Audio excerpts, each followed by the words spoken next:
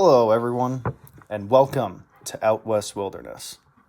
I am dedicating this channel to general exploration in the mountains, whether that be hiking, camping, going to visit abandoned places, backpacking, bushcraft, off-roading in a vehicle, the list goes on.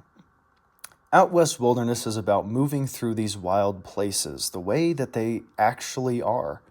It's not some idealized version of what we wish that they'd be. Nature is here. Wilderness is here. And maybe we'll learn some new things together. Of course, doing this sort of thing alone can be dangerous, but the cameraman never dies, and I've been doing this for years. But that's kind of the way it goes. And if you'll look up to the left here, we'll see a deer. He's up near the top left. There he goes. Well, anyway, having been out here a lot, there's a little phrase that I like to live by. There's no such thing as a hiking off-season. For example, you'll notice the snow. Yes, it's a horribly low accumulated amount for Colorado this time of year, but there's no such thing as bad weather. Only bad clothing and gear choices. So I continue to press on. The Rockies do not care if you have experience. They don't care what your name is or where you come from or even who you learned from. If, you don't come out prepared, then you're going to be in a rough spot. Oh, sorry for the camera movement. I was not wearing the best filming jacket because it was a bit loose. But I'm living and learning. Which is, all of this is only going to say that you're not going to fight Mother Nature. Frankly, because you'll lose. But that isn't to suggest or say that Mother Nature hates you. It's just indifferent. Nature and the wilderness are these titans that you and I get to interact with. You and I are but mere animals passing through. Solo hiking, camping, wilderness skills, backcountry awareness. These are all the kinds of decisions that you need to be making with said skills so that you don't end up in the lost hikers section of a newspaper or even one of those hiking gone wrong compilations on YouTube. And I'm not even here to sell you an adventure, or even necessarily sell you on adventuring. This is just my documented experience, and I'd like to share that with you.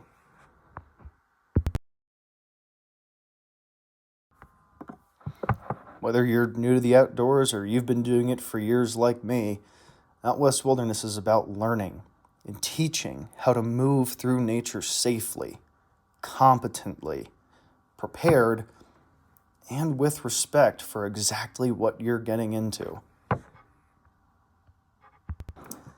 And now we get into the meat and bones of our first episode here. While hiking out in the wilderness area near Pikes Peak, I was able to discover these two old cabins and some ruins of a third building. But those signs that you're seeing right now, those indicate that this building was built somewhere in the late 1800s, early 1900s. But wow, I was shocked at how good a shape this was in. I mean, I'll show you in a minute, but most of those tin things you see on the floor, those were roof panels. They've just fallen down through the years.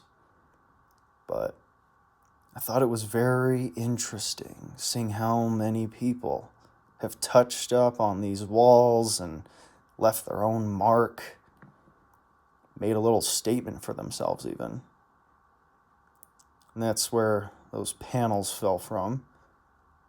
There's another window, but that proves to me that there's an attic that needs to be explored. So I walked on over to the other side, and sure enough, there were stairs. Still enough stairs for me to get up, but no longer stairs. I wouldn't classify them as that.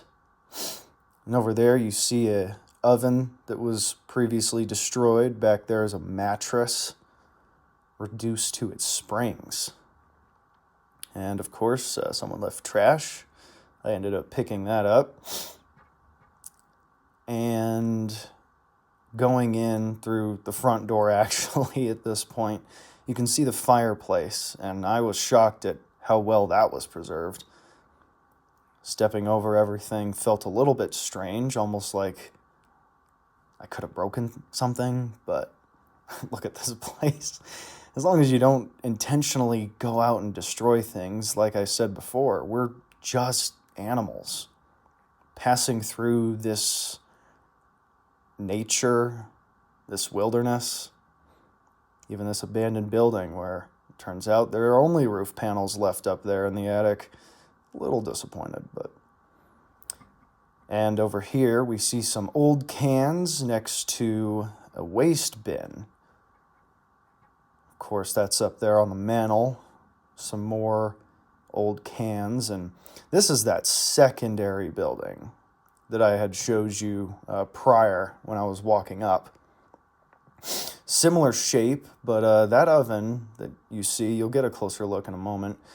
It's old, but the pot inside was at least made in the 1980s, so someone had, left it there recently.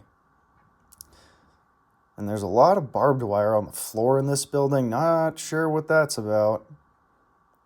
There's more of that attic, and unfortunately no stairs to go see it.